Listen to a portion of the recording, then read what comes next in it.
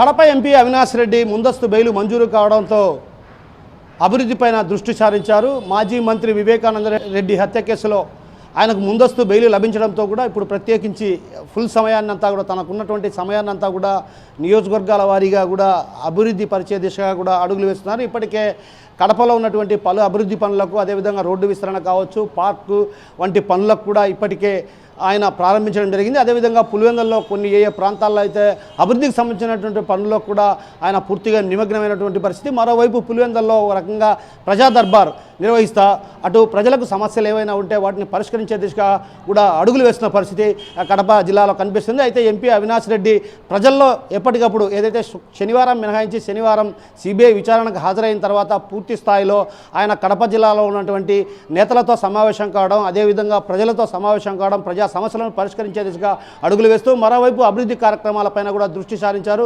ఎందుకంటే ఎన్నికలు రానున్న పరిస్థితి ఉన్న నేపథ్యం, ఈ నేపథ్యంలో ఇప్పటి నుంచే కూడా అటు పార్టీలో ఉన్నటువంటి శ్రేణులను ఒక రకంగా బలోపేతం చేసే దిశగా కూడా అటు పార్టీని మరింత బలోపేతం చేసే దిశగా కూడా ఎంపీ అవినాష్ రెడ్డి ప్రయత్నాలు సాగిస్తున్నారు. ఇప్పటికే ఏదైతే కీలకమైన నేతలతో కావచ్చు, అదేవిధంగా స్థానిక ఎమ్మెల్యేలతో కూడా కలిసి ఆయా ప్రాంతాల్లో ఏదైతే అభివృద్ధి పనులు ఉన్నాయో ఆ అభివృద్ధి పనులు కూడా ప్రత్యేకమైన దృష్టి సారించి అభివృద్ధి పనులపైన కూడా వాటికి సంబంధించి అటు ప్రారంభోత్సవాలు, భూమి పూజ, శంకుస్థాపన చేస్తున్న పరిస్థితి.